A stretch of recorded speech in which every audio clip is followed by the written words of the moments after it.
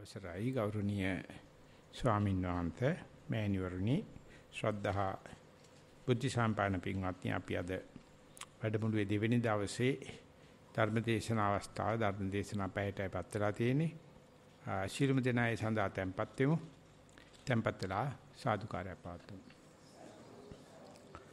නමෝ තස්සේ භගවතු වරහතෝ සම්මා සම්බුද්දස්සේ නමෝ තස්ස භගවතු අරහතෝ සම්මා සම්බුද්දස්ස නමෝ තස්ස භගවතු අරහතෝ සම්මා සම්බුද්දස්ස සියාකෝපන භන්තේ ඉදේ කච්චස්ස ආයස්මතෝ ඒවමස්ස කේවලං සද්ධා මත්තායනෝන ආයස්මා නිස්සාය නෙක්ඛමාදි මුත්තෝති නකෝ පනේතං භන්ති එවං දට්ඨබ්බං තීති කරුකටේතු ස්වාමීන් වහන්සේ මෑණිවරණි ශ්‍රද්ධා බුද්ධ සම්පන්න පින්වත්නි අපි මේ වැඩමුළුව සඳහා මේ සෝන සූත්‍රය ඉදිරියෙන් තියාගත්තයි අපේ චන්ද්‍රරතන ස්වාමීන් වහන්සේකට මුල පිටුවා ආරම්භය ලැබලා දුන්නා අද මේ ඉදිරිපත් කරපු මේ වටිනා පාඩයත් සෝන සූත්‍රයේ ඉදිරියට කියාගෙන යනකොට හම්බෙන කොටසක් ඒ බුදුරජාණන් වහන්සේ සහ මේ වීර්ය පිනිපරදව ප්‍රමුඛස්ථානෙ ලැබපු නැත්නම් ඒත දග්ගපාලියෙන් ස්තුතිය ලැබපු සෝන ස්වාමීන් වහන්සේත් එක්තර වෙන ගනුදෙනුවේ සූත්‍රයේ මුල් කොටසදීම සඳහන් කරලා තියෙනවා සෝන ස්වාමීන් වහන්සේ නුබෝ කලකින් ඒ තමන් යම් හේතුවක් නිසා ගීගේ අතහැරියාද අන්නේ ගීගේ අතහැරීමෙන් ලැබිය යුතු ඒ ශ්‍රමණ ගුණය පිහිටියා. එහෙම නැත්නම් රහත් වුණා කියලා කියනවා. ඒ අර බුදුරජාණන් දීපු උපමාව වීණා උපමාව අරගෙන ඒක කියපු ගමන් මේ ස්වාමීන් වහන්සේට මේ ප්‍රශ්න විදිමිතලා තේරුම් අරගන්න පුළුවන් වුණා. තේරුම් අරගත්ත පුළුවන් වෙච්ච නිසා ඒ ස්වාමීන් වහන්සේට තමන් පැවිදි වීමේ Brahmacharya පිරීමේ ආනිසන්ත මෙලොව වශයෙන්ම සාක්ෂාත් කර ගන්න පුළුවන් වුණා. එතකොට ඒ ස්වාමීන් වහන්සේ බුදුරජාන් වහන්සේ ළඟට ගිහිල්ලා මේ සිද්ධිය මේ කියන අඤ්ඤා භාව ප්‍රකාශය තමයි ඒ යම් හේකින් ගිහිගේ අතහැරියා දෙකේ ප්‍රයෝජන ලැබුවා කියලා කියන මේ හෙලිකිරුවොත් හොඳයි කියලා සෝනාමතුන්ට හිතුණා. කියන්නේ පොඩි ගනුදෙනුවකින් පොඩි සාකච්ඡාවකින් පොඩි කරුණු හෙලිකිරීමකින් සෝනාමතුරෝ ඒ පු탁ජන භූමිය ඉක්මවලා ලැබිය යුතු ඉහළම ඵලය ලැබුවා. එහෙම බුදුචානන්තර පෙන්නඳ දැන් මේ සෝන ස්වාමීන් වහන්සේ හරියට බුදුජානන් වහන්සේට බණ කියන වගේ කරන ප්‍රකාශයක් තමයි අද අපි දවසේ මාතෘකාවට තියාගත්තේ. ඉතින් ඒක ආර්යත් රහතන් වහන්සේ නමක් බුදුජානන් වහන්සේට ප්‍රකාශයක් කරනවා මේ සාමාන්‍ය කෙනෙකුට කරන්න බැරි જાති ප්‍රකාශයක්. ඒකෙන් පේනවා සෝන හමුදුරන්ගේ ගුණ විශේෂයක් වෙලා. ඒ කියන්නේ Brahmacharya නිමාවටපත් වෙලා කියලා. ඉතින් මේ වාක්‍ය ඒ සෝන හමුදුරෝ මේ බුදුජානන් වහන්සේට මේ තමන් ලැබිච්ච සුවිශේෂ අධිගමය හෙලි කරන සුළු මේ වාක්‍යයට කරන ප්‍රකාශය පවා අපිට ටිකක් එක සැරේම තේරෙන්නේ නැහැ. අපිට ඒක විස්තර අවශ්‍යයි. ඒ මොකද ඔය වගේ දේවල් අපි ඔච්චර පිරිසිදුවට නැතුව පටලවාගෙන අවුල් සහගත මනසකින් තමයි දැනගෙන ඉන්නේ. ඉතින් භාවනා කරගෙන යනකොට ඒ අවුල නැති වෙලා Tamanට තේරෙනවා මේ කියන බණයි අහන බණයි කරන බණයි කියලා જાති තුනක් තියෙනවා කිය. අහන බණ එක જાතියක්. ඒක අර බුරුම ස්වාමීන් වහන්සේ කියන්නේ අපිට මේ කොරෝනා ආපුවාම ලෙඩක් දුක් වෙච්චාම පිරිට්ටියක් කියව ගන්නවනේ. ඒ පිරිත් කියවලට කියන්නේ පරිත්ත කියලා කියන්නේ අරසාව කියලා. පරිත්ත කියලා කියන්නේ අරසාව. ඒ අරසාව පිට පිරිට්ටියක් කියවනවා. ඉතින් මේ පිරිත් කියමන හරි අහිංසක දෙයක්. ඒකට කියනවා අහන පිරිත් කියලා. කවුරු හරි පිරිට්ටියක් කියනකොට අහගෙන ඉන්නවා. ඉස්සර 33 පැයේ මුළු රාත්‍රියේ පිරිත් කියනවා. දැන් හුඟක් වෙලාට වරු පිරිත් වලට ඒක අඩු වෙලා තියෙනවා. එහෙම නැත්නම් ගිහි පිරිත් වලට අඩු වෙලා තියෙනවා. ඒ මොකද මේ සංඝයා වහන්සේලා කැමතිත් නැහැ. අමාරුයි වේදමයි මුළු රාත්‍රික පරිත්‍රාණ ධර්ම දේශනාවක් නැත්නම් පිරිටයක් කියන්නේ. ඉතින් ඒ නිසා එහෙම කිව්වට ගිහියෝ අහන්නේ 11 වෙනකොට කට්ටිය බුදියා ගන්න පාන්දර නැගිටින්න තියනවා කියලා. දැන් මේකත් පටන් ගන්න දවසේ එහා කෑල්ලේ අපි පිරිත් කිව්වා. මේ පිරිත් කියන දවසේ ඒ ආපු අය මුළු රෑ පුරාම පිරිත් කියන සංඝයා වගේම ඒ කට්ටිය පිරිත් කිව්වා. එතකොට අර පිරිත් අහනකොට අපිට යම් ආකාරයක අහන පිරිතින් ගුණයක් තියෙනවට වැඩිය විශේෂයක් තියෙනවා කියන පිරිතේ. තමනුත් පිළිట్లా සීලයක පිළිట్లా තමනුත් පිරිත් කියනවා. පිරිත් අහනකොට නිඳ යනවා. පිරිත් කියනකොට නිඳ යන්නේ නැහැ. ඒකට යෙදෙන්න එපා. ඒකට අප්‍රමාදීව මේක කරන්න ඕනේ. ඒ නිසා අහන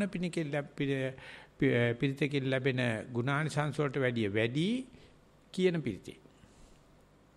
එතකොට මේ පිරිතෙන් කියලා තියෙන දේවල් කිව්වට ඇහුවට වැඩි පිරිතෙන් කියන දේවල් කරනවා නම් ඒකෙන් කියලා තියෙන උපදේශපන්තිය පරීක්ෂා කරනවා නම් ඒකට කියනවා කරන පිරිත් කියලා. ඒ වගේම බණේ තියෙන අහන බණ කියන බණ සහ කරන බණ කියලා. දැන් ඉස්සෙල්ලා සෝනාම්දුර බුදුරජාණන්සේ කියන බණ ඇහුවා. අහලා මේ කෙලිම බුදුරජාණන්සේ සෝනාම්දුරන්ටමයි මේක කිව්වේ. සෝනාම්දුරන්ට ඊට පස්සේ ඒක අවබෝධ වුණා. ඒකට ප්‍රතිවේද කරනවායි කියලා කියනවා. ප්‍රතිවේද කෙරුවට පස්සේ ඊශාන්සේ කියනවා බුදුරජාණන්සේ ඔබ වහන්සේ කියපු දේ ඇහුවට පස්සේ මට මෙහෙම වෙනසක් වුණා. ඒක කියන්නේ නෑ උදාන ගාතාවක් කියන්න වගේ යම් හේකින් ස්වාමීන් වහන්සේ මේ තත්නේ කිසි ආයස්මතුන් වහන්සේ නමකට මේ පැවිදි වෙච්ච අපේ සංඝයා වහන්සේ නමකට හුදෙක් මගේ මේ පැවිද්ද නැත්නම් මේ ගිහි අතහැරීම හුදෙක් ශ්‍රද්ධාවෙන්මයි කරන්නේ.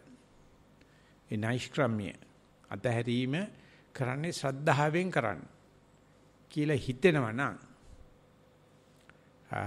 ඒ හිතීම පිළිබඳව විවේචනාත්මකව කතා කරනවා දැන් සෝන ස්වාමීන් වහන්සේ. තමන්ගේ අවබෝධය ආවට පස්සේ ශ්‍රද්ධාව කියන විෂය පිළිබඳව සාමාන්‍ය අවබෝධ ලැබු නැති කෙනාට වැඩිය විශේෂයක් වෙලා එහෙම කියනවා නම් ශ්‍රද්ධා මාත්‍රේ නිසාම මේ ආයසතුන් ඒකාන්තෙන් නෛෂ්ක්‍රම්‍ය ආදී මුක්ති වේයයි. මහවනාසීක බොරුවක් කියලා කියනවා. ස්වාමින් වහන්සේ තෙල කරුණ එසේ නොදැක්ක යුතුයි. අපි ගිහිගේ අතහරින කෙනා දන්නවා ඒකට සඳහා කොච්චරක් මේ අපකප වීම නිශ්චල චංචල වස්තු අතහැරීමක් ඒ වගේම හරක බාන සතාසර ඔක්කොම අතහරින්න ඕන. ඉතින් අතහරින්න සෑහෙන සද්ධාාවක් ඕන. ඒක නිසා ඒක මේ සාමාන්‍ය ආවට ගියට කරන වැඩක් නෙවෙයි. සරුවචනසේ සඳහන් කරනවා හිතාගන්න කියනවා පරණ මායියෙකුයි පරණ දිජෝඩුවක් ජීවත් වෙනවා හොඳටම දුප්පත්. ඒ මිනිස්යාගේ ගෙදර තියෙන දෑකැත්තක් තියනවලු ගෙවිච්ච එකක්. හෙට උදේ ගිහිල්ලා කාට හරි බැල මෙහෙවරක් කරලා මේ දෑකැත්තෙන් තනකොළ ටිකක් කපලා දීලා ගොයන් ටිකක් කපලා දීලා හම්බ කරන්න ඕනලු. වෙන මොනවාක්වත් ගෙදර අතිරික්තයක් ඉතුරුමක් නැහැ. අර අම්මන්ඩිත් මේ මිනිස්යාට කටයුතු කරගෙන ඉන්න මිසක්කා කිසිම හම්බ කරපු දෑවැද්දක් මොකක්වත් නැහැ. ගේ පොල්ලා තුලින් හදලා තියෙන මේ පැත්තෙන් ආපු කාක්කට එහා පැත්තේ යන්න පුළුවන්ලු. දිරලා ගන්නම දෙයක් නැහැ. අද රැයට කණ්ඩ විතරක් ලැබු කැටේක මුං ඇටපතක් තියනවලු. ඉතින් මේ මිනිස්සේ අද රැයට මේ මුං ඇට ටික කාලා හෙට උදේ අර කැඩිච්ච දෑකැත්තෙන් ටිකක් හරි හම්බ කරන ජීවත් වෙන්න ඕනලු. එහෙම වුණත් ඒ දිරපු පැලාත හරින්නත් බැලු මේ මායි අතරින්නත් බැලු. පැවිද්ද කියන්නේ අන්නේ එහෙම එකක්. ඒ නිසා තරුණ වයසේදී භද්‍ර යවුවනේ කලු කෙස්ටිබියේදී රජපෞලකින් සිටුපෞලකින් ක්ෂත්‍රීය පෞලකින් බ්‍රාහ්මණ පෞලකින් කෙනෙක් යනවයි කියන එකයි දෙකම එක සමානයි.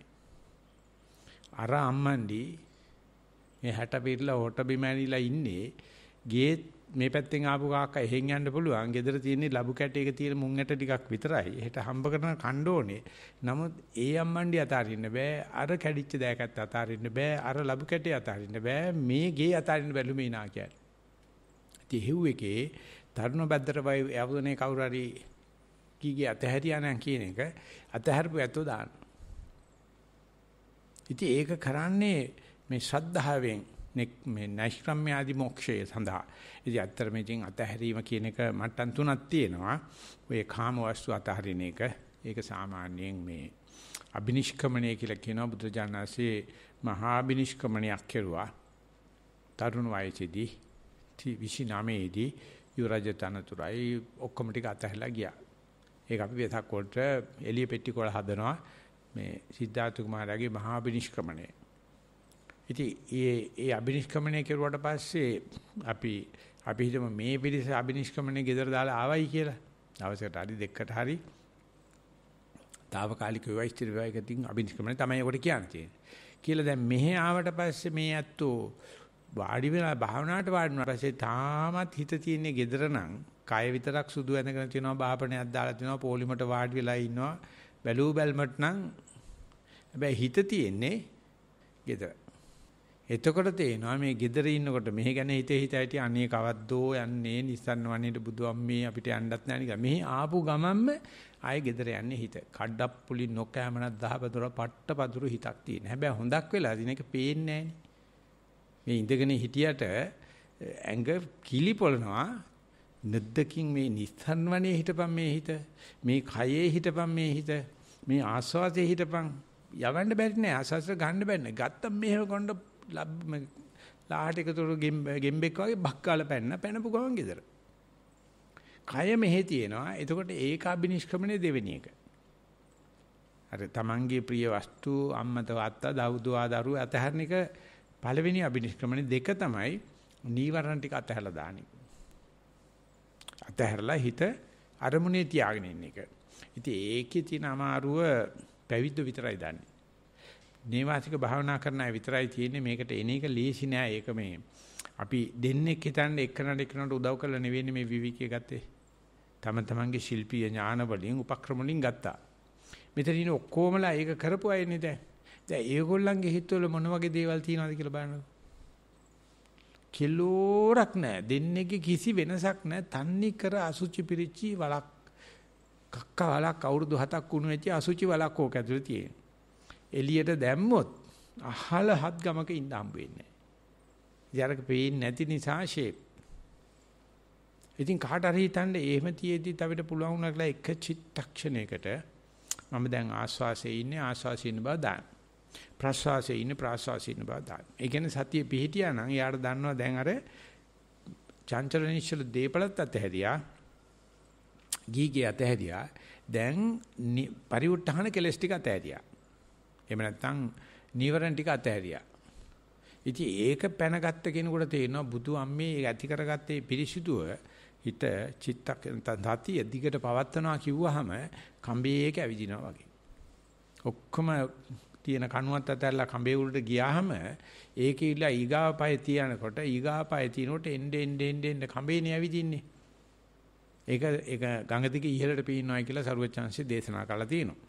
ඉතින් උපයාගත්ත කෙනාට තේරෙන කොච්චර අමාරුද ඒ ඇති කරගත්ත මේ පරිඋත්ථාන කෙලස් ටික නැත්තම් නීවරණයෙන් තොරව එක දිගටම ආස්වාද ප්‍රසවාසයේ එක දිගටම වම දකුණේ එක දිගටම පිම්බි බහැකිලිම පාත්තගෙන යනවා කිව්වහම කිසිම කෙනෙක් මේ ශාලාවේ ඉන්න Taman පිළිබඳව එච්චර සතුටකින් නෙවෙයි ගත කරන්නේ මම එච්චර දක්ෂ කෙනෙක් කියලා.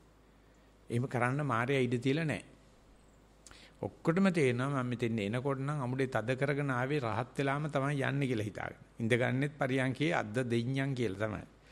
අනේ ලාහට ගෙම්බෙකුතු කරනවා වගේ අරගන්න ඉස්සලා පයින්. චික්කේ කියලා හිතනවා ගෙදර ඉන්නකොට නම් ආවේ කොහොමද අනික් කාටත් කියලා මං එනේ කොස් කාට උඩින් ඇවිල්ලා පාත් වෙන්නේ ගෙදර ඉස්සයි. මේ අභිඥා වලින් පහත් වෙන්නේ එහෙම නැත්නම් දිබ්බ චක්කු ඥානෙ ලබාගෙන දිබ්බ සෝත ලබාගෙන නිකන් තෙල්පැණි නැත්තම් ගැවුම්ද පංචම් කියාගෙන එන්නේ.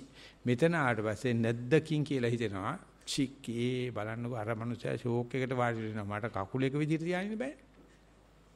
මේ කැස්ස මේ වැස්ස මේ මැස්සෝ ගෙදරිනුඩ මැස්සෝ තියා කම්මල ඉන්න බල්ලට එන ගැහුවත් ගාන මොනම දෙයක්වත් ගානක් නැහැ. මෙහාට පස්සේ පොඩි සද්දයක් ඇහුණත් පොඩි දෙයක් ආවත් අරක තුවාලේ වනමුකේ පෑදුවා වගේ පුදුම අමාරුවක් තියෙනවා. ඉතින් එතකොට හිතන්න පුළුවන් ගිහි ගියත් හැරියාට වැඩි යමක් මෙතෙන් ආවට පස්සේ අපි බුද්ධ විඳින්න වෙනවා. ඒක ටිකක් අරිට වැඩිය හරීම ඉච්ඡා බංගත්වයටපත් කරන සුළුයි. හරීම පශ්චාත්තාප වෙන සුළුයි. මගේ හිත මේ තරම්ම ජඩද මේ තරම්ම ෂටද මේ තරම් මායාවිද කියලා කවදාකවත් කවුරුත් හිතන්නේ නැහැ. ඒක තේරෙන්නේ නැහැ ගෙදර ඉන්නකොට දරුවෝ ඇඟේ ඉල්ලනවාද මුණුබුරලා ඇඟේ ඉල්ලනවා අරක තියනවා මේක තියනවා දවසේ යනවා මොනක්වත් තේරෙන්නේ නැහැ. කොරෝනා ප්‍රශ්න තියෙනවා ආර්ථික ප්‍රශ්න තියෙනවා මෙහෙම යට විවිකයක් ලැබුණොත් ඉන්න බැරි ගතියක් ගෙදරින් දැද්දි ලැබෙන්නේ නැහැ. මොකද එහෙම උත්සාහයක් නැහැනේ සතියක් නැහැනේ. මෙහාට පස්සේ සතියක් තියෙනවා උත්සාහයක් තියෙනවා ශීලම දිනා පශ්චාත්තාප වෙනවා. සමස්තයක් වශයෙන් කිසිම කෙනෙක් සතුටු වෙන කෙනෙක් නැහැ. අපි හිතමු කතාව දිග කතාව කෙටි කරන්න ඕන නිසා කෙනෙකුට පුළුවන් වුණායි කියලා පැයක් එක දිගට සතියින් ඉන්න. එක දිගටම සද්දයක් ඇහුණත් හිතවිල්ලක් ආවත් වේදනාවක් ආවත් ආස්වාසය ආවත් ප්‍රසවාසයවත් යාට තේරෙනවා මම මේක දිහා බලන ඉන්නවා. ඒකෙදි පොඩි දෙල්ලමක් නෙමෙයි කම්බිය විදින්න වගේ යන්න පුළුවන්. එතකොට යාට තේරෙන්න පටන් ගන්නවා ඒතිෙද්දි හිතේ පීඩාවේ අසහනේ ආතතිය සත්ත පහක අඩුවක් නැහැ. අර ඊටාම අමාරුවෙන් පණින්න තියෙන නීවරණ ධර්ම ටික අයින් කරත් හිත ඇතුලේ තියෙන පීඩාව ඒවට දරත පරිලාහ කියලා කියනවා. කිසිම අඩුවක් නැහැ. මොකද අර හිත තමකට සංසාරයෙන් ගෙන ආපු පෙරකල කර්ම පරිසම් දෙන්න පටන් ගන්නවා. ඒ වගේ හොඳ ඉව විතරක්ම නෙවෙයිනේ තියෙන්නේ. ගොඩක් වෙලාට නරකේවා තියෙන්නේ.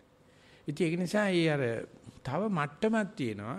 ගීගියත් හැරීමේදී අදහනවා විශාල ප්‍රදේශයක්. ඊට පස්සේ නීවරණ පන්නන වෙලාවේදී එහෙම නැත්තම් කියනවා පරිඋත්හාන කෙලෙස් ඉක්මවන වෙලාව. එතකොට තමයි පේන්නේ අඩියේ තියෙනවා අනුසය. හරියට මේ කාමරේ ඇතු ගෑවට පස්සේ කවුරු හරි ඔය තියෙන ලනුපැදුරු ටිකත් අත ගාලා බැලුවොත් ලනුපැදුරු යට තියෙන සියුම් දූවිල්ලක්. ලනුපැදුරු තියේදී අත ගන්නවා වගේ නෙවෙයි ලනුපැදුරු යට. අපි කාපට් දාලා තියෙනවා නම් ගෙදරක කාපට් අස් කරන්නේ අපි. මගුල් ගෙදරට වගේ තමයි අස් කරන්නේ. අස් කරපු දවසේ පේනවා ඒක යට ඉතාම සියුම් දූවිලි වගේ බහැලා තියෙනවා. කාපට් එක පිස්සට ඒව යන්නේ නැහැ. පේන්නෙත් නැහැ. අන්නේ වගේ හිතේ මණ්ඩි මිදිලා තියෙනවා. අන්නේ වගේ ඇතුලේ ගැඹුරේ තියෙනවා වෙනම අනුසය කියලා කෙලස් જાතියක්. ඒක සරුවචනවාදයේ සාසනෙන් අර වෙන කිසිම දැනක් කතා කරලවත් නැහැ. නැත්තම් මෙහෙම කියන්න පුළුවන් සරුවචනාන්තයේ ඉන්දියාවේ පහළ වෙලා ඒ සර්වඥතා ඥානෙ ලබා ගන්න ඉස්සලා ගිහිගියත් හැරීම තිබුණා.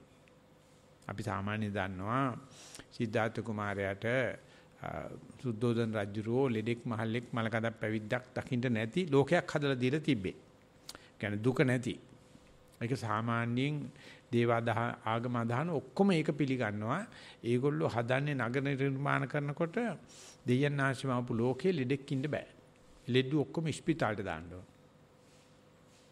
මහල්ලෙක් පැහැල්ලියක් ගෙදර ඉන්න බෑ. ඒගොල්ලෝ මහලු නිවාස වලට දාන්න ඕන. මල කඳක් ගෙදර තියන්න බෑ. ඒකවල වලට මල කඳක් ගේන්න විශේෂ පර්මිට් එකක් ඕනේ. මල කඳ තියන්නේ මේ ආමංගල්‍ය අධ්‍යක්ෂක එකේ විතරයි. ගේන්න දෙන්නේ නැහැ. ඒ මොකද දෙයයන් වහන්සේ මහ පුලෝක එහෙම වෙන්න බෑනේ. ඒක අංග සම්පූර්ණ එකක් නේ. ඉතින් ඒ කුණු හරපේ තමයි දැන් ලංකාවෙත් කරන්නේ. මේ පර 70 මුන්ට තේරෙන්නේ නැහැ. අර පිටරට විදියට නගර නිර්මාණ කරලා පිස්සු පිස්සන් කොටුර දානවා. නාකි නාකිච්චෝ ගාල් කරනවා. වයසක නිවාසෙට ලෙඩ්ඩු ටික ස්පිරිතාලට ගාල් කරනවා. ඒක ලියලා නගරයේ තියෙන පුරංගනාවන්ගෙන් රහපුර වැසියන්ගෙන් පිරලා අම්මඩ බොල නම් මේක කොළඹ නගරේ රැට සිරිපුරමෙනි ප්‍රීති සාගරේ කියලා අම්මා මේකත් ලෝකයක් ධර්මණස් කියන තමයි හදන්නේ ඔය. චීනයවිල එකක් කියනවා, ඉන්දියාවිල එකක් කියනවා, ඇමරිකාවිල එකක් කියනවා. අපි මේ වන ඒක තමයි හදන්නේ. මේ තන්නේ කර දේව නිර්මාණ වාදයක් කියන්නේ. ඒක තමයි සුද්ධෝදන රජුරෝ දෙන්න ගියේ. නමුත් මෙයාට යොරයතන දුන්න ගම මෙයා එළියට ගියානේ. දැක්කේ මොනවද? ලෙඩෙක් මහල්ලෙක් මල කඳක්.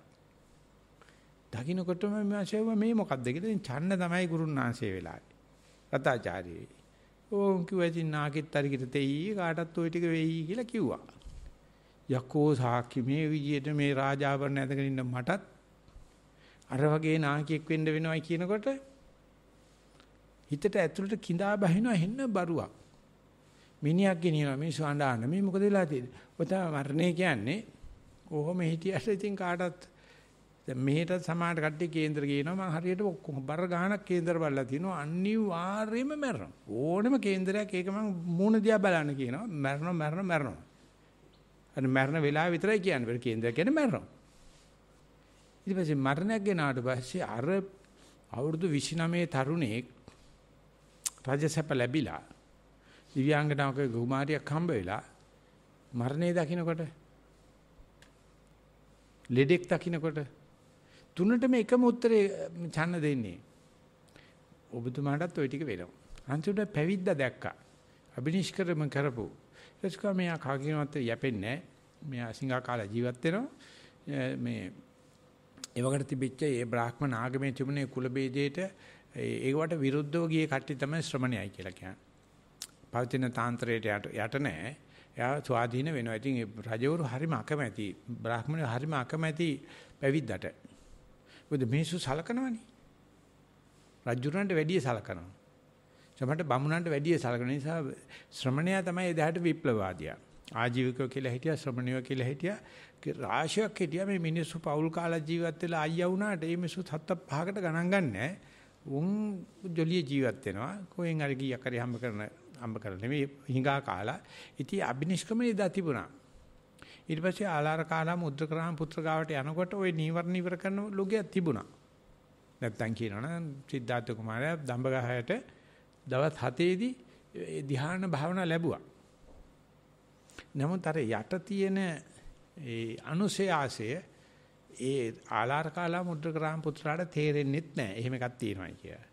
නමුත් මේ සිද්ධාර්ථ තාපසතුමාට තේරෙනවා කිං කුසල ගවේෂී කිං සත්‍ය ගවේෂී කියලා ධ්‍යාන මාර්ගඵල ධ්‍යාන ලබාවනා කරත් තව විවිධයක් තියෙනවායි කියලා. ඒක නිසා සෝණ ස්වාමීන් වහන්සේ කියනවා ස්වාමීන් වහන්සේ යම් කෙනෙක් අබිනිෂ්ක්‍මණය කරනවා මම මේ සද්ධාව නිසා අබිනිෂ්ක්‍මණය කරන්නේ සද්ධාව වුණත් මට ඇති කියලා නෑ ප්‍රත්‍යක්ෂණය කළ යුත්තක් තියෙනවා මේකේ. ඒ ප්‍රත්‍යක්ෂණය කරනකොට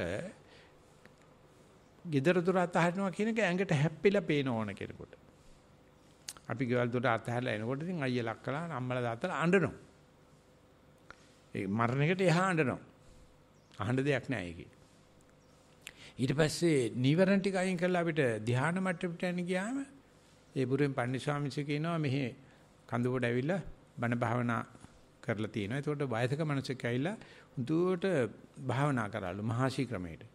ඉතින් මනස සෑහෙන දුරට කරගත්තා කියලා හිතලා සයිඩෝ යාට පස්සේ මෛත්‍රී භාවනා කියනවා. ඒ 528 ක්‍රම වලට මෛත්‍රී විකූර්ණයක් කරනවා. ඉතින් මේ විශේෂ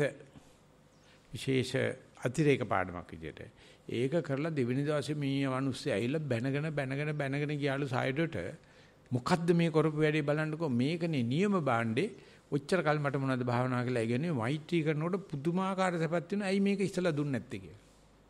ඉතින් ඒ ධ්‍යාන බුද්ධි විඳිනකොට පුදුමාකාර සතුටක් එනවා. අම්මගෙන් බීපු කිරි වලටත් වැඩිය හොඳ එකක්. ගිහිය අතහැරීමෙදිත් එනවා. එතකොට විදින එක නාර විතරනේ තියෙන ගෙදරුන් අඬනවනේ. යන්නේ ඉතින් හොරෙන් තමයි. ධ්‍යාන භාවනාදීගේ නොමිල ලැබෙන්නේ ලද්දා මුදාහනි බුතින් පුඤ්ජ පානා. නොමිලේ ලැබෙන දේ පුදුම හිතනවා මේ මිනිස්සු අසුචි වළඳන්නා වගේ මේ හම්බ කරගෙන කණේක මොන තරම් පහත් වැරද්ද කියලා. මේට ඉස්සර ආපුවම දායකයෝ හැමදාම 1-2 අතරතුර එනවා මාව හම්බෙන්නේ. දැන් මේ දවස්වල මේ වැඩමුළු තිනකොට මම මෙහෙ ඉන්න එපා. ඒ නිසා මම උඩ නැහැ. ඒ නිසා දායකයෝ ආවට දායකුටි මගේ කම්මල විතරක් බල්ලා යනවා. මොනක්වත් බලන්න දෙයක් නැහැ ඒකේ. ඉතින් ආපුවාම මේ මිනිස්සුගේ මං අහන ඔක්කොමලා ඉන්නේ මෙහෙට එන දායකයෝ දැන් නම් හැබැයි අවුරුදු 2-3ක් අපි ඒවලන් සතිපාසලත් කරනවා භාවනාවත් කරනවා. එදා කවදාවත් එන දායකයෝ කිසිම කෙනෙක් කවමදාකවත් භාවනා කරන්නේ නැහැ. ඒගොල්ලෝ එන්නේ භාවනා කරන අයට කණ්ඩ දෙන්න. ඉතින් හොඳට වාඩි වෙලා මේගොල්ලෝ අහනවා ස්වාමීන් වහන්සේලා ඉතින් අපි රහතන් වහන්සේලාත් උඩ තියලා තමයි කතා කරන්නේ. ඉසන්වණි ගවන් දෙල්ලන් දෙීමද කියලා. ඉතින් මං අහනවා දැන් ඕගොල්ලෝ දාන දුන්නනේ ඕ. දැන් ඔබ ওই පාටි ඇවිල්ලා දවස් ගත කරනකොට දවසේ තියුණු හොඳම සුන්දරම ලස්සනම සිත් ගන්න සුළු එක මොකද්ද කියලා. අනේ ස්වාමීන් වහන්සේ අද ඔබ වහන්සේලා පින්න පාතේ වඩනකොට අපිත් ඒ වෙලාවට ඉන්නේ රහතන් වහන්සේ වගේනේ. නැද්ද මං ආන්නේ? අනික් වෙලාවට ටික වලියට බරයි. ඒ වෙලාවට එන්නේ ඉතින් ඒතකොට ඒකලු ලස්සනවත්. මම බොහොම හොඳයි. හරි අපිත් ඒකටම ඒ වෙලාවට අපි එහෙම එනවා. අහිංසක සපක්‍ර විඳින්නේ.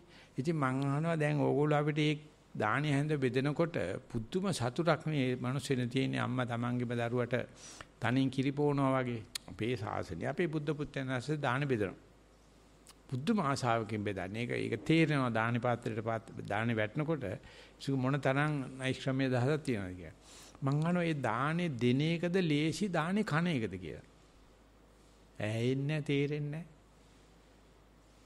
කවුරු හරි දෙන දානයක් කාලා භාවනා කරන එකද ලේසි නැත්නම් දානේ උයා මේ සුවඳල් වලින් මේක අරකෙන් මේක දානේ බෙදෙන එකද ලාභ කියලා.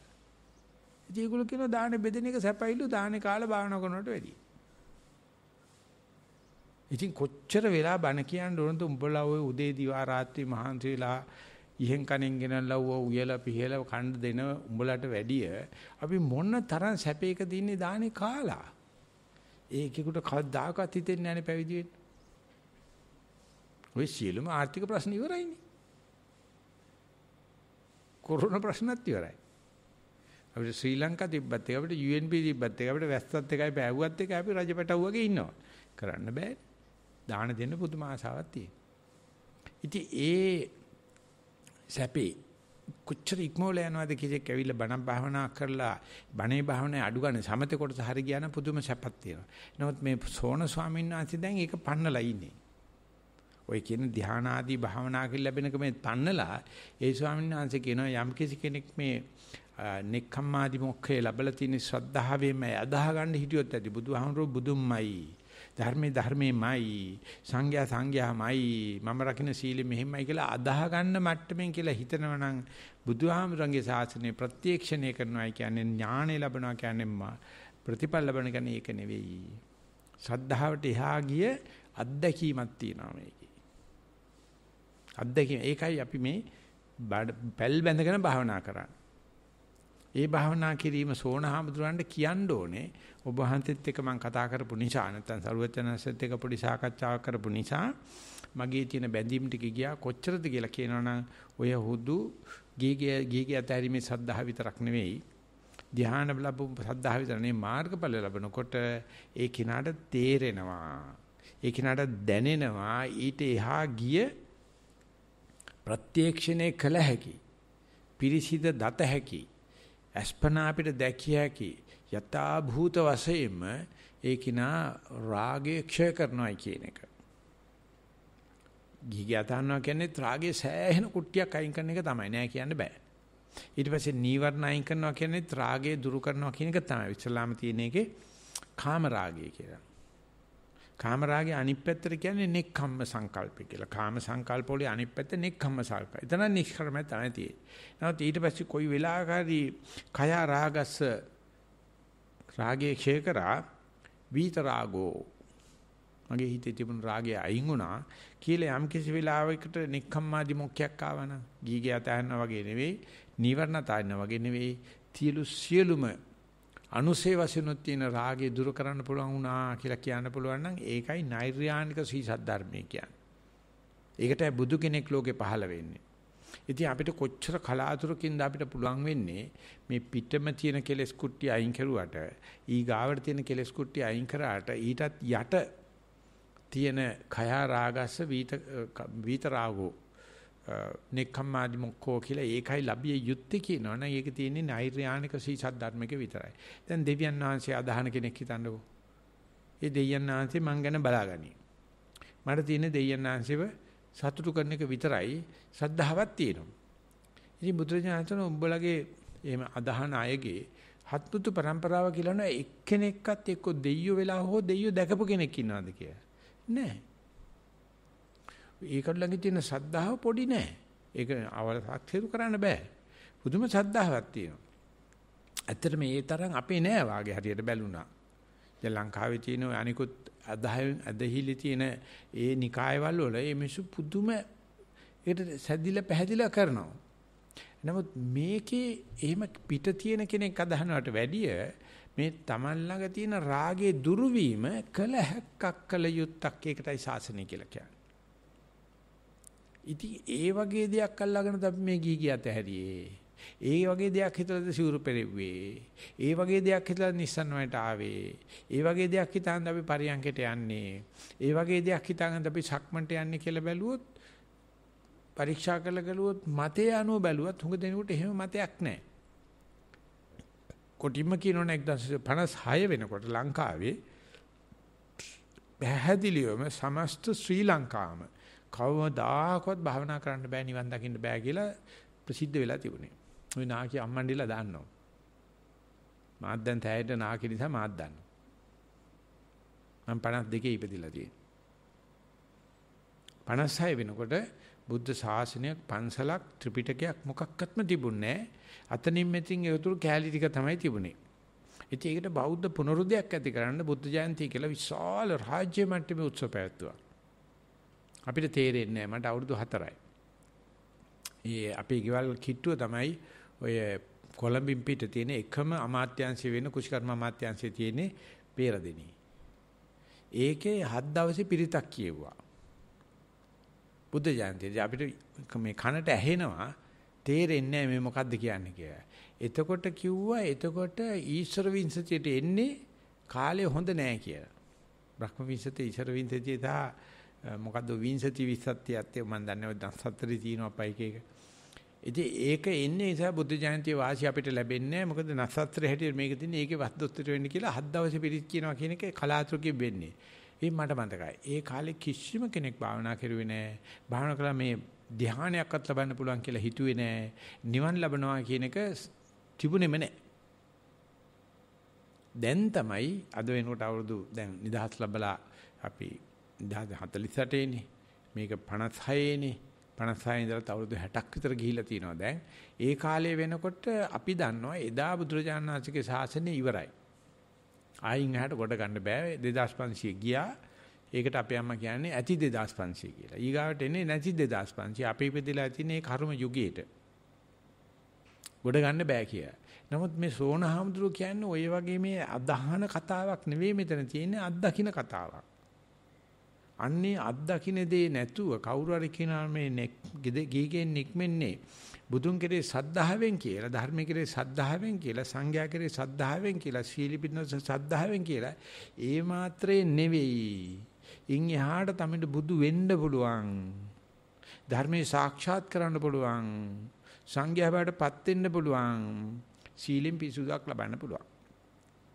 අන්නේ එහෙම දෙයක් බද්ධ පරියන්කට යනකොට අපි මම මේ යන්නේ ඒ රාගය දුරු කිරීම සඳහායි, ද්වේෂය දුරු කිරීම සඳහායි, මෝහය දුරු කිරීම සඳහායි කියලා වගේ මානසිකාරයක් කීයෙන් කී දෙනෙකුට තියනවද කියන එක වෙනම ප්‍රශ්නයක්. භාවනා කරන කටියන වැඩි මම දන්නවා හොඳට මම අවුරුදු 40 50ක් විතර වෙනවා.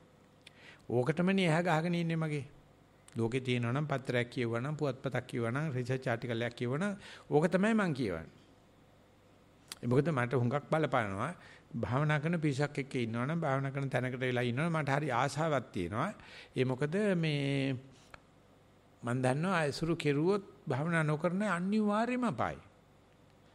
ඒක පිළිබඳව මේ හොදන්න දෙයක් නැහැ. හොදලා ගත්තට ගූමනේ. එනිසා ඒකේ හොදන්න ගූවක් නැහැ. කොහොම හරි ලං වෙලා හරි ඉන්න ඕනේ වැඩ කරන කෙනෙක් එක්ක. ඒ නිසා කවුරු හරි කියනවා නම් මේ කාලේ කළ හැකි භාවනා කළ යුතුයි කියලා මට හරි නිකන් කනට මීපැණි වැටෙනවා වගේ. හැබැයි ඒ වුණාට ඒක මේ ඒ සද්ධායෙන් වගේ අහන්නේ. එහෙම නැතු ඒක හරියටම ප්‍රත්‍යක්ෂණය කරන්න බෑ. පැවිදිත් උනා. ඥානරාම ස්වාමීන් එක්කත් මම අවුරුදු 2ක් විතර ගත කරා. ඉතින් හොඳටම තේරෙනවා මේ ස්වාමීන් වහන්සේලා ඔය නිකන් මේ මිනිස්සු සන්තෝෂ කරන්න බණ කියන අය නෙවෙයි. කිව්වොත් කියන්නේ අත්විඳින්න පුළුවන්, අත්දකින්න පුළුවන්. අපි ඒකට කියන්නේ යථා භූත ඥාන දර්ශනේ, යථාව දර්ශනේ ඇතිසේ ඇත හැටි දැකලා. ඒව බලව කියලා පෙන්වන්න පුළුවන් අය. ඊට පස්සේ බුරුම ගියාට පස්සේ ඒ ස්වාමීන් වහන්සේ ආස්වාසයක් කරනකොට ඇත්තටම ආස්වාසි කියන්නේ ඒගොල්ලෝ කියන්නේ පිම්බීම හැකිලිම කියලා. පිම්බීමක් කරනකොට ඒ පිම්බීමේ මගේ හිත තිබුණද කියලා ප්‍රත්‍යක්ෂණය කරන එක තමයි ඊටාම වැදගත් දෙය. තිබුණට මදි. මම මේ පිම්බෙන වෙලාවේ පිම්බීන ගැන මම දන්නවා. දැනගත්තට ඒක සහතික කරලා ඒකට කියන්නේ චරිතයෙන් සපෙලා කියන්න බැරි නම් ආනිසංස නැහැ. මම සතියෙන් ඉන්නකොට සතියෙන් ඉන්න බව දන්නේ නැත්නම් ආනිසංස නැහැ. සතියෙන් ඉන්නකොට සතියෙන් ඉන්න බව දැනගෙන කාට හරි දැන වෙන විදිහට ඇඟ වෙන විදිහට ඒක ලියන්න පුළුවන් වෙනවා. අනිකන් කියන උසාවියක නඩුකාරයා යුක්තිය ඉෂ්ට කරාට උසාවින සාමාන්‍ය මිනිහට තේරුන්නේ නැත්නම් එතන යුක්තිය නැහැ කියලා වැඩක් නැහැ ඒ නඩුවේ. එතෙන් නඩුවේ ශාලාවේ ඉන්න මිනිසුන්ට තේරෙන්න ඕනේ මේක සාධාරණ යුක්තියක් උනායි කියලා. ඒක නඩුකාරයා කිව්වොත් පොතේ හැටියට යුක්තිය ඉෂ්ට වෙලා තියෙනවා කිව්වට මිනිසුන්ට තේරෙන්නේ නැත්නම් අපේ ධම්මනිසන්ති ආමතුරු ඉන්න කාලේ කියන්නේ මේක හදන කාලේ හොඳ වෙලා බෑ. ඒක මිනිසුන්ට තේරෙන්න ඕනේ හොඳ බව. මම හොඳයි කිව්වට අපි කට්ටිය කිව්වොත් උඹ මට කියපන් හොඳයි කියන මම ඔබට හොඳයි කියන්නේ කියලා පිට කතා ගත්තට බෑ. ඒක සාමාන්‍ය භාවනා නොකරන අයටත් පේන්න ඕනේ වෙනසක් වෙලා තියෙනවා කියලා. අන්න මේ ප්‍රත්‍යක්ෂණය. ඒක සම්බන්ධයෙන් ඒ බුරුමේ පණ්ඩිත ශාන්සික වෙන මොන්නම දෙයක්වත් නැහැ කියන හැම දෙයක්ම ඔප්පු කරලා පෙන්නන්න පුළුවන්. එව බලව කියලා පෙන්වන්න පුළුවන්. ඒ සඳහා ඇර කරන සෑම කතාවකම සම්පප්පලාප කියලා කියනවා. Taman කරන දේ කාට හරි ඔප්පු කරලා පෙන්වන්න බැන්න නම් කියන්න එපා. ඒව වල්පල් කතා. සම්පප්පලාප කියනවා. ඒ ජෝසප් ගාසිංගර සම්පප්පප්පප්පප්පප්පප්පලාප කියනවා. මොකද පප්පප්පප්පප්පා ඉන්න එක තමයි කරන්නේ. ගෙදර ඉනකො ওই වෙලාවෙත් කච කචේ තමයි. ඔය එකම දෙයක්වත් මේ කණින් අහලා ඒ කණින් පිට කිරුවා මිසක අත්දකින්න බෑ, ප්‍රත්‍යක්ෂණය කරන්න බෑ. ඉතින් කවුරු හරි හිතනවා නම් මේ ප්‍රත්‍යක්ෂණය කරන්න පුළුවන් නේ රහත් වුණාට පස්සේ කියලා, ඒක භයානක අභ්‍යාසයක් එනං කාටවත් බලාපොරොත්තු තියන්න බෑ. ඒ බුරුමේ පණ්ඩිත ස්වාමීන් වහන්සේ කියන්නේ තමන් පිම්බීම වෙලාවේදී පිම්බීම සිදුවෙන බව අස්පනා අපිට දැක්කනම් ඒක කාටද කියන්න බැරි නම් ආනිසංස නැහැ. ඒක කියන්න ඕනේ අනිත් එක්කන නෙවෙයි, පොතක් බලලා ලිව්වා නෙවෙයි, කොපි කරලා ලිව්වා නෙවෙයි, අද්දුරු දෙයක් කිව්වා. ප්‍රත්‍යක්ෂණය කරයි කියලා. ඉතින් ඒ සඳහා ඒ ස්වාමීන් වහන්සේගේ අවුරුදු මම හිතන්නේ 45ක් විතර කාලේ ලෝකේ හැම තැනම යමින් මිනිස්සුන්ට කිව්වා උඹ මන් දුටුවා, මං ඇහුවා, මං සැක කරා කියලා හරියන්නේ අද්දුරු ප්‍රත්‍යක්ෂය කියන්නේ. ඉතින් ඒක අපේ ලොකු ස්වාමීන් කියන්නේ අපදානේන සම්පායති කියලා. තමන්ගේ චරිතාපදානයෙන් සපෙලා කියන්න ඕන. මට වෙලා කේන්ති ගියා. මට වෙලා පිම්බීමක් දැනුණා. මට වෙලා හැකිලීමක් දැනුණා. මට වෙලා රාගයක් ආවා. ඒ පැමිණිච්ච දේ පැමිණිච්ච හැටියෙන් අතිශෝක්තියකුත් නැතුව අව탁සේරුකුත් නැතුව කාටද කියන්න පුළුවන් නම් එච්චරයි ආර්ය වෝහරේ කියන්නේ. ඒක රාගේ වුණත් එකයි, ද්වේෂේ වුණත් එකයි, මෝහේ වුණත් එකයි, වීත රාග වුණත් එකයි, වීත දෝෂ වුණත් වීත මෝහේ වුණත් එකයි. මේ මට වෙච්ච දේ මේකයි කියලා කියන්න පුළුවන් නම් අනුන්ගේ එකක් වගේ. ඒකට කියනවා අපදානේන සම්පායති. චරිතාපදානේ සපෙලා කියනවා. ලොකු ස්වාමීන් වහන්සේගේ සිංහල දැම්මේ තමන්ගේ චරිතයෙන් සපෙලා කියනවා. ඉතින් ඒක අපේ සිංහල බෞද්ධ ගාව ඇත්තෙම නැහැ. යා මොනවදෝ පොත් බලාගෙන ඇවිල්ලා අරකයි මේකයි කියනවා මිසක්කා කීයක් හුස්ම රැලි එක දිගට බලන්න ඉන්න පුළුවන් වුණාද? නැත්නම් කීයක් පිම්බීම හැකිලිම එක දිගට බලන්න පුළුවන් වුණාද? කීයක් සක්මන් පියවර යන්න පුළුවන් වුණාද? බත් කටවල් කීයක් සතියෙන් බලඳ ගන්න පුළුවන් වුණාද? දත්ම දිනකට කොච්චර වෙලා සතියෙන් ඉන්න පුළුවන් වුණාද? නානකොට යනකොට එනකොට කනකොට බොනකොට ඒ දෙයට සතිය යොදා ගන්න පුළුවන් වුණාද කියන එක කාටරි කිව්වේ නැත්තම් හෙලිකරේ නැත්තම් කිසිම ආනිසංශයක් නැහැ. ඒකට ඒ බුදුම පඬිස්සංශය දෙන උපමාව තමයි අපේ බුද්ධ ශාස්ත්‍රය අපි පිළිගන්නවා සම්මා සම්බුද්ධ, පච්චේක බුද්ධ සහ ශ්‍රාවක බුද්ධ කියලා බෝධි තුනක්.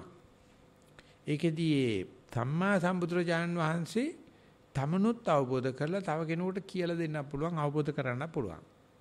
ස්වයම්බූ තමමයි අවබෝධ කරගන්නේ, කිසි කෙනෙකුගේ පිහිටක් නැහැ. පසේ බුදුරජාණන් වහන්සේට කාටවත් කියලා දෙන්න තේරෙන්නේ නැහැ. එතකොට පසේ බුදුරජාණන්සේ කොච්චර ලෝකේ බබලනවද? සම්මා සම්බුදුරජාණන්සේ පසේ බුදුරජාණන්සේම බබලන්නේ නැහැ. මොකද එයාට කියලා දෙන්න තේරෙන්නේ නැහැ. එයා හැබැයි තමා විශ්ීම අවබෝධ කරපු උත්තරමයන් වහන්සේ තමයි. ඉතින් නිසා මේ sannivedanaya කිරීම, කාටරි ඒත්තු ගැනීම අද තරම් sannivedanaya විශාල පැතිරිච්ච යුගයක් මුළු මානව ඉතිහාසෙම තිබුණේ නැහැ. අද විතර පැටලිච්ච යුගයකුත් නැහැ. කිසිම කෙනෙක් කතා කරන දෙයක් වග වෙන්නේ නැහැ. හරියෙන් අරගත්ත මෙහෙන් අරගත්ත කච කචේ සම්පප්පප්පප්පප්පප්පලාප තමයි තියෙන්නේ. පොඩ්ඩක් නතර කරලා මොකද්ද ඔබට කියන්න තියෙන්නේ, මොකද්ද මේ කියන්නේ කියලා ඇහුවොත් කියන කිසිම දෙයක් සපේලා උත්තර දෙන්නේ නැහැ අද. ඉතින් මං අවුරුදු 3කුත් මාස 9ක් විතර බුරුමේ හිටියා, පුදුමාකාර බැනුම් ඇවිල්ලක් ඇහුවා. මොකද මම භාවනා කරන්නේ නැහැ කියලා කාටවත් කියන්න බෑ. මේ කියන දේ තේරෙන්නේ නැහැ. ඉතින් ඒ දේ ඒ ප්‍රත්‍යක්ෂණය ඒ ශාන්තික කරුණු තුනයි මට ඕනේ. පිම්බෙන වෙලාවේදී පිම්බීමට මානසිකාරය යොදන්න ඕනේ. නැත්නම් පිම්බීමටයි ගියේ කියලා දැනගන්න ඕනේ. මම කෙරුවේ ඒකට මානසිකාරය. ඒකට වැටුනේ මොකද්ද කියන්නේ? ඔයකයි. පිම්බීමට මානසිකාරය යෙදුවා, පිම්බීම වැටුනේ මේමයි. හැකිලිම මත උනා, හැකිලිමට මානසිකාරය යෙදුවන්ට මෙනෙහි කරයි කියලා අපි සිංහලෙන් කියන්නේ. වැටුනේ වෙච්ච මේ පිම්බීම මෙමය, හැකිලිම මෙමය කියලා කියන්න පුළුවන් නම් ඔච්චර තමයි භාවනා කියන්නේ. එතකොට රාගය ආවන රාගය ආවයි කියලා කියනවා. ද්වේෂය ආවන ද්වේෂය ආවයි කියලා කියනවා. රාගය ගියා නම් ගියයි කියලා. හිතුව ඕකට පශ්චාත්තාප වෙලා අරකයි මේකයි කියන ඔක්කොම අතින් දාන දේවල්. ඒ දේ කියන තාක්කල් ඒ කියන දේ sannivedanaya වෙන්නේ නැහැ. අහගෙන ඉන්න කෙනාට. වෙන දේ වෙන හැටියට කියන්න එහෙම කෙරුවා නම් කවදාකවත් නම ගන්නේ අපි ළඟ තියෙන්නේම මේ කියන්නේ සාටෝප භාෂාව, ෂට භාෂාව, මායාවී භාෂාවෙන්. එහෙම නැත්නම් ෂට මායාවී වංචනික භාෂාවෙන් කතා කරන්නේ. ඉතින් එතකොට වෙන්නේ මොකද්ද? අපිට බුදුරජාණන්සේක සම්බන්ධ වෙන්නේ අපිට, ධර්මයේ සම්බන්ධ වෙන්නේ අපිට, සංඝයා සම්බන්ධ වෙන්නේ අපිට, සීලයක් රැකෙන්නේ නැහැ. ඒකට අපි කියන්නේ දවල් මිගිල් ලෑ දනියල් කතාවක් තියෙන. ඒ නිසා මේ කමඨාන් සුද්ධ කරනකොට තමයි මේ වෙච්ච දේ වෙච්ච හැටියට ලියන්න පුළුවන්කම දුර්ලභයි කියන්න වෙනවා දුර්ලභයි කියලා. හැබැයි ඒ නාකිච්චයන්ටයි දුර්ලභ. අවුරුදු 5 ළමයෙකුට කමඨාන් සුද්ධ කිරුවොත් ඒ ළමයි කතා කරන හැටි මං ගෙනල්ලා පෙන්නලා දෙන්නම්. ගිරව් කතා කරනා වගේ වෙන අනම්මනම් බයිලා මොකුත් නැහැ වෙච්ච දේ කියලා. අවුරුදු 5 ළමයි පොඩ්ඩක් මහන්සි වෙන්න ඕනේ ළමයින්ට කියලා දෙන්න. දුන්නාට පස්සේ කියන කතාවල් බලනකොට එහෙනම් මේ අන්‍යාගමික ළමයි. ඉතින් මේ ළඟදිත් මං ලිව්වා මේ පිළිකාරෝහලේ මේ හෙට අනිද්දා මැරෙන්නේ කියලා ඉන්න අවුරුදු 13 ළමයි. ඒ තරම්ම දුක්ඛිතේ තරම් සුන්දර ළමා වයසේ මේ මැරෙන අම්මත් ඉන්නවා නර්ස්නුත් ඉන්නවා ඔක්කොම ඉන්නවා ඇඳේ.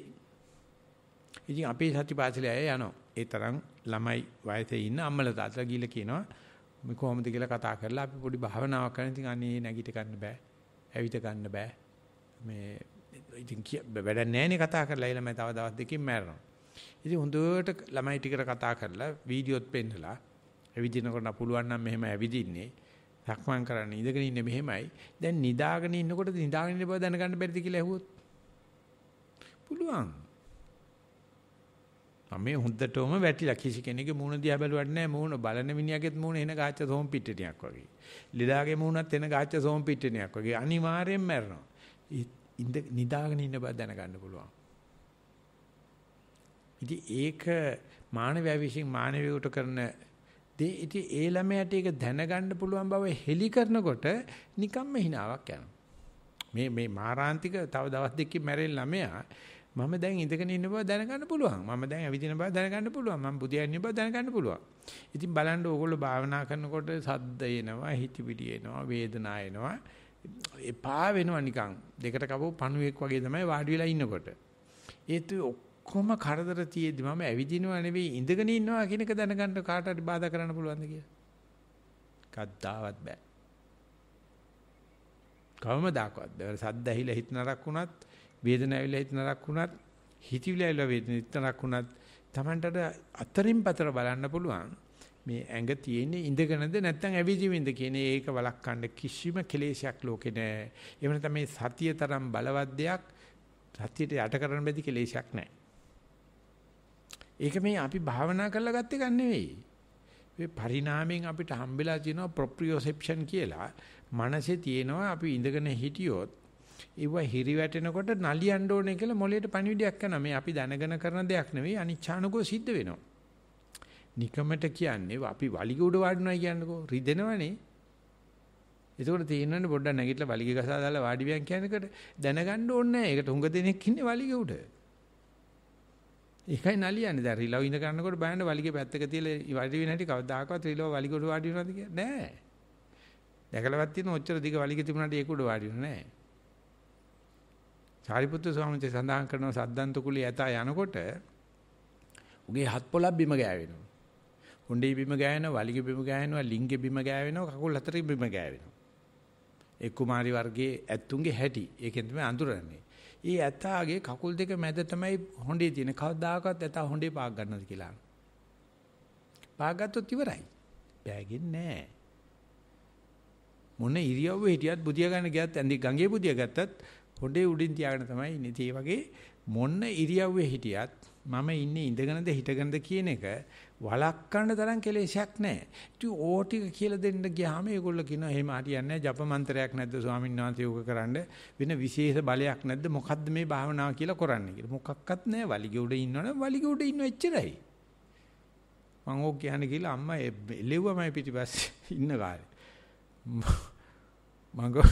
අnder ඔය ඉඳගෙන ඉන්නකොට වලිග උඩ දන්නේ ඉන්නේ. ඒකයි අමාරු කියලා. එළවනවා. කියලා දෙන්න අමාරුයි. වයසක කට්ටියට කියලා දෙන්න අමාරුයි. ඉන්නෙම වලිගේ උඩ ආයේ කතා දෙකක් නැහැ. ඕක තේරුම් ගන්න එක සපේලා කියන්න බැරිද? මට දැන් මේ දකුණු ධනේශේ වේදනාවක් තියෙනවා කියන එක කියන්න පුළුවන්. මොකද්ද ප්‍රශ්නේ? දකුණු ධනේශේ තියෙන වමේ නැහැ. ওই දෙක වෙනස අඳුර ගන්න බැරි කෙනෙක් ඉන්නවද බලන්න. සසංජීමි සමනකේ මනසක් සහිත කයක් සහිත කිසිම කෙනෙක් ලෝකේ නැහැ. ওই ටික හෙලි කරන්න පුළුවන් නම් අර්ථයෙන් සපේලා කිව්ව වෙනවා. ඉතින් එහෙම කියනකොට මේ දකුණු කකුලේ වම් කකුල අල්ලයි මම මේ කතා කරන්නේ. ඒකට දකුණු කකුලේ හිතන්නකෝ. දකුණු කකුලේ වේදනාවක් තියෙනවා කියලා කියනකොට ඇත්තටම වේදනාවක් තියෙනවා නම් ඒ වේදනාව පිළිබඳ අපිට රාගයක් එන්නෙත් නැහැ, ද්වේෂයක් එන්නෙත් නැහැ. මෝහයක් එන්නෙත් නැහැ මේ වම් කකුල දකුණු කකුලද කියලා. මේ කතා කරන්නේ වේදනාවක් ගැන. අද උදේ අපි ධර්ම සාකච්ඡාවක් තිබ්බා. සෙනසුරාදා. ඒකෙදි කතා කරලා තියෙනවා මේ ඇතිවිච්ච දුකක් සම්බන්ධව හරියට දන්නවනම් ඒ දුක සම්බන්ධයෙන් ආයෙ කෙලෙස් උපදින්නේ නැහැ. මේ දුක නැති කරන්න ගියොත් කෙලෙස් උපදිනවා. දුක බාර ගන්න නැතුව දුක වෙනස් කරන්න ගියොත් කෙලෙස් උපදිනවා. දුක වශයෙන් ඒ පරිලායේ දරතේ එහෙම දන්නවනම් මේක නොවේවා කියලා හිත එන්නේ දුකක් වෙන්නේ නැහැ. ඉතින් මේක හුඟ දෙනෙක් හිතනවා මේක රහත් වුණාට පස්සේ වෙන දෙයක් කියලා නෑ. මේක මේ ප්‍රොපියෝසෙප්ෂන් කියන ඒ ස්නායු පිළිබඳ தත්ත්වයේ උපදිච්ච හැම කෙනෙක් ගාම තියෙනවා. ඒ නිසා මේ සතියෙන් එක දැන ගන්නවා. අපි වැඩක් ආවම දකුණු අතින් කරන්නේ. ඒක අපි හිතලා කරනව නෙවෙයි. ඒක දන්නවනම් මට වමතෙන් මේ කරන්න බැරි බව දන්නවනම් ඒක ජීවිතේ පාවිච්චි කිරීමක් වෙනවානේ. දකුණු අතින් කොච්චර ශිල්ප කෙරුවත් වැඩක් නැහැ වමතට බැරි බව දන්නේ නැත්තම්. ඉතින් අපි භාවනා කරනකොට සක්මන් කරනකොට තේරෙනවා වැල්ලේ ඇවිද්දොත් දකුණු කකුල එරා බහිනවා වැඩි, වම එරා බහිනවා අඩුයි. කොච්චර කාලයක් ඇයිද අපිට තේරුම් ගන්න අපි දකුණු කකුලෙන් ඇවිදින්නේ වම සොත්ති කියලා. නැත්නම් වමෙන් ඇවිදින්නේ දකුණු සොත්ති කියලා. කිසිම කෙනෙක් නැහැ මේ ලෝකේ සමව ඇවිදින සරුවච්චන් ආංශේ විතර.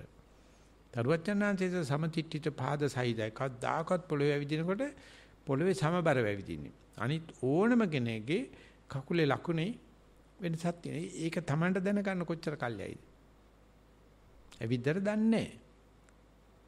අප්‍රිකානු රටක හම්බෙලා තියෙන අවුරුදු 40000ක් පරණ පාෂාණීභූත වෙච්ච පියවර ලකුණු වගේ.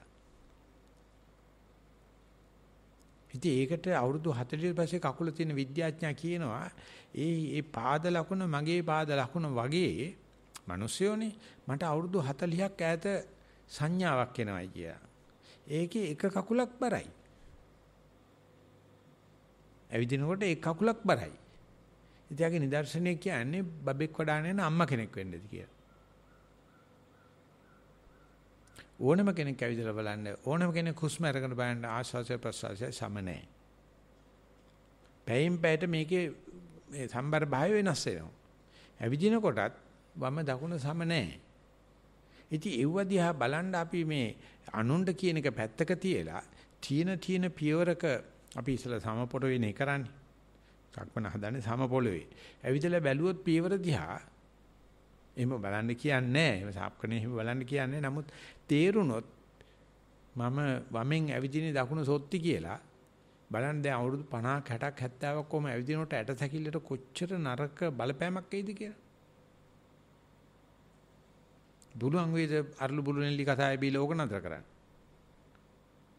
දැනගත්තොත් මම ඇවිදින්නේ වමෙන් දකුණෙන් නෙවෙයි නැත්තම් දකුණෙන් එදා ඉඳලම ඇඟ හැදෙනවා. ඒකට ආයේ වෙන ව්‍යායාම මොකොත් නැහැ. හුස්ම ගන්නකොටත් මම මේ නාස්පුඩුවෙන් ගන්නෙ වමෙන් දකුණෙන් නෙවෙයි. දකුණෙන් ගන්නෙ වමෙන් නෙවෙයි කියලා හරියට දන්නවනම් ඒ දෙක අතර වෙනස එතන නිවනක් තියෙයි කියලා කවුද හිතන්නේ මේ හුළඟේ? කවුද හිතන්නේ මේ පොළවේ කකුල තිබ්බහම එතන නිවන තියෙනවායි කියලා? අපි කෝච්චියට දුවනකොට අරක පිටිපස්සේ මේක පිටිපස්සේ යනකොට අපි කකුල් දෙකේ යන බවවත් දන්නේ නැහැනේ. බල්ලන්ට හැතැම්ම නැහැ වාගේ. දුවන එකමනේ කරන්නේ. මරණ දරුවට විතරයි යන්තම් හති වැටෙන්නේ එතකන් දුවනවා. ඉතින් මේක දිහා බලලා මේ හැම එකකම වෙනස දැක්කේ නැත්නම් අපි ජීවත් වෙනවා නෙවෙයි කවුරනවනේ. හීනෙකනේ මායාවකනේ ජීවත් වෙලා තියෙන්නේ. ඔයාලට 60 70 කිව්වට හරියට ඒකේ ගත කරනවා නම් එයාට තේරෙනවා වමට බර වැඩි දකුණට බර අඩුයි කියලා දන්නවනම් ඒ දැනුම තුල ඥාන පිරිමකමක්වත් රාගයක්වත් ද්වේෂයක්වත් මෝහයක්වත් නැහැ. නෑ මේ දකුණයි වමයි සම කරලා තියන්න ගිය ගමන් කකුල් දෙකත් මාරු වෙනවා. ඇවිද ගන්නවත් බැරි වෙයි. ඉතින් මෙන්න මේ දැකලා ඒ දේ කරනකොට ගිහිගේ අතහැරලා කෙලස් කපු එක්කනයි ධානයක් ලැබලා කෙලස් කපු එක්කනයි මාර්ගඵලයක් ලැබලා කෙලස් කපු එක්කනට අර පුංචි දේ පවා දුවට විස්තරව කියන්න පුළුවන්. ඒකමයි බලන්නේ යා. පය තියෙනකොට වමේ දකුණේ වෙනස පමණක් නෙවෙයි. වම තියලා ආයෙ වමක් තියෙනකොට කොච්චර වෙනසක් තියෙනවද කියලා. හුස්මේ ආස්වාස් ප්‍රස්වාස් දෙකේ වෙනස විතර නෙවෙයි. හුස්මෙන් හුස්මට කොච්චර වෙනස් වෙනවද කියලා. ආස්වාසෙන් ආස්වාසයට ප්‍රස්වාසයෙන් ප්‍රස්වාසයට. ඉතින් මේකට මෙන්න මෙම සියුම් පරීක්ෂණයක් කියලා දෙන්න පුළුවන් නිකන් බලන්න මේක හරිද කියලා. අපි හිතමු ආනපානේ කර කර ඉනකොට දවස් දෙකක් යනකොට අපිට කීකරු කර ගන්න පුළුවන් උණයි කියලා. හුස්ම 7-8ක් කරගෙන යන්න පුළුවන්. ඔන්න කර කර ඉන්න වෙලාවේදී ඔන්න නන්දාමාල්නී හරි කවුරු හරි සින්දුවක් කියනකොට ඕම් පළච්ච හිත පිට ගියයි කියන්නකෝ. නැත්තම් රිලව් කෑ ගැහුවා මොකක් හරිලා හිත පිට ගියා සද්දයකට හරි වේදනාවට හිතවිල්ලකට හරි ගියා. ඊට පස්සේ චික්කේ බලන්නකෝ අර කොර හිටපු ආනාපානේ ඔක්කොම නැහැනේ හිත පිට ගියානේ. දැන් ඊට පස්සේ වරෙන් කිව්වට මේක එන්නෙත් නැහැ අර සින්දුවම අහා ඉන්නවා. කඩප්පුලි හිතේ හැටි එහෙමයි. ආයේ ආයේ ඔකේ නෑ මේ ඥාන පිරිම්බේද. එහෙම ඉන්න ගමන් දැන් දන්න කරන්නම දෙයක් නෑ ලස්සන සින්දුවක් කාට පස්සේ ආයෙනවා. දැන් අපි ඒක අහගෙන ඉන්නවා. ඉන්නකොට හුස්ම දිහා බලන්න පුළුවන් කියන නිකන් අවස්ථාවක් හිතට ගන්න. මේ හිත පිට ගිහිල්ලා වරෙන් කිව්වට එන්නෙත් නැහැ. හැබැයි මගේ තියෙන මොකද්දෝ කමටහන් සුද්ධියේ ඒ අතරමැද බැලුවත් හුස්ම දිහා. එතකොටත් ඒ හුස්ම මේ අතරින් පතරින් දකින හුස්මත් tempat වෙමින් යන බව බලන්න පුළුවන් තරම් සියුම් භාවයක් හිතේ තියෙනවා නම් කොහොම හිටියේද? අපිට ඉතින් මේ සින්දුවක් අහන ගමන් ආනපන බලන්න බෑ කියලා තමයි අපි හිතන්නේ. කියලා දෙනකොට සතිය කියලා දෙන්නේ එහෙම තමයි. ඒ කාර්මුණක් කරනවා නික නෑ. පස්සේ යනකොට පුළුවන් මයි හිත පිට ගිහිල්ලා නන්නත්තර වෙලා තද්දෙකට. නමුත් ඒ අතරමැද වරින් වර බැලුවොත් ඒ අතරමැදත් හුස්ම තේරෙනවා. ඒ හුස්මත් එන්න එන්න තැම්පත් වෙනවා. ඒ කියන්නේ හුස්ම දණියෙන් භාවනා කරනවා. මම ගිහිල්ලා පිට. මෙන්න මේ වගේ දෙයක් වාර්තා කරනකොට කෙනෙකුගේ නිරීක්ෂණ ශක්තිය සහ ඒක වාර්තා කිරීමේ ශක්තිය කොච්චරක් සියුම් වෙන්න පුළුවන්ද කියලා කිව්වොත් කිසිම කෙනෙක් අදහන්නේ එහෙම ශක්තියක් අපි ළඟ තියෙනවායි කියලා. ඒක ටිකක් බුරුල් කරලා මෙලෙක් කරලා පඬිස්සවාංශ කියනවා අපි භාවනා කරනකොට දන්නවා මගේ හිත තිබුණේ සතිය කියලා. ඒ වගේ මම ඉතින් භාවනා මධ්‍යස්ථාන කිරීම මම සතිය තිබුණා. ඒ අතරමැද වේදනාවකට හිත ගියා. නැත්නම් සද්දයකට හිත ගියා. එහෙම නැත්නම් හිතවිල්ලකට හිත ගියා. ගියාට පස්සේ අර තේරෙනවා මොකෙන්ද දන්නේ මම අරමුණේ නැහැ කියලා. එහෙම නැත්නම් මම ගෝචර රාජ්‍යත්ව භූමියේ නැහැ. මගේ හිත නන්නත්තාරයි. අපි කියන්නේ හිත පිට ගිහිල්ලා. දැන ගන්නකොටම හිතරයි මොකුත් කියන්න ඕන හිත ආපහු එනවා. ඒ කියන්නේ පිට ගියේ හිත නැවත එනවයි කියන එක ඉතාම සුලභ සංසිද්ධියක්. ආයේ මේ කරන දෙයක් නෙවෙයි. ආවට පස්සේ යාට කියන්න පුළුවන් නම් මේ දැන් සතියට ආවේ. හිත පිට යන්නේ ඉස්සලත් සතියේ. දැන් ආවෙත් සතියේ. ඒ නිසා අතරමැද ප්‍රදේශයේ මොනම අකුසලයක්වත් වෙන්නේ නැහැ. 100%ක්ම සියලු අකුසල් ගෙවෙනවා. අහෝසි වෙලා යනවා. ඒ නිසා අපිට සාහතික කරන්න ඕනේ අකුසලයට ඉස්සලත් හිත සතියේ. අකුසලයෙන් පස්සෙත් ඒකාන්තයෙන්ම සතියේ. හැබැයි ඒක ප්‍රත්‍යක්ෂණය කරන්න ඕනේ. මම දැන් අරමුණට ආවයි කියලා. අතරමැද සියලු කෙලෙස් අයින් කරන්න පුළුවන්. මේක විතරමයි මේ ලෝකෙදී Taman දැන දැක කර්ම අහෝසි කරන්න පුළුවන් ක්‍රමය. අහෝසි කරන්න නම් ඒ කර්ම වෙයි කියලා අපිට හිතමු රාගයක් ආවයි කියලා ද්වේෂයක් ආවයි කියලා මොකද අපිට හිතෙනවනේ ඒක හොඳ නෑනේ හිතකට එන්න හොඳ නෑ කියලා. නමුත් ඒ රාගෙ එන්නේ ඉස්සලා සතියේ නම් රාගෙන් පස්සේ සතියේ නම් ප්‍රත්‍යක්ෂණය කළා කියන්න පුළුවන් ඒ අතරමැද ඇති වෙච්ච කෙලෙස් ඔක්කොම රටුණු කැලලකින් ලියලා කොට්ටෙන් මකලා දැම්මා වගේ. පැන්සලකින් ලියලා ඉරේසර් කැලලකින් මකලා දැම්මා වගේ. මකන්න පුළුවන්. ඒ වගේ දෙයක් කරන්ඩ අපි පරියන්කයට යනකොට මේ ගීගිය ඇතහැරීමේ සතුටෙන්වත් නීවරණ අතරපු සතුටෙන්වත් නෙවෙයි එහාට ගිය අභ්‍යාසයක් හිතේ තියෙන්න ඕනේ. හිත පිට යන එක නම් යනවා. පිට ගිහිල්ලත් Taman ඉන්නේ ඉරියව බලන්න බැරිද? පිට ගියත් Tamanගේ මූල කර්මස්ථානේ බලන්න බැරිද? එම් බලාන ඉන්න ගමන් ඒ හිත පිට ගිහිල්ලා තියෙද්දිත් මූල කර්මස්ථානේ තැම්පත් වීමක් වෙනස් වීමක් දැකලා වාර්තා කරන්න පුළුවන් නම් ඒක manussත්වයේ ඉක්මවලා ගිය අධිමානුෂික ශක්තියක් කියලා කියන්න පුළුවන්. අධිමානසික ශක්තියක්. හිත නන්නත්තර වෙලා ගියාට මගේ හිත එතන ඉඳගෙන බලනවා gedara මොකද වෙන්නේ කියලා. දකින්නත් පුළුවන්.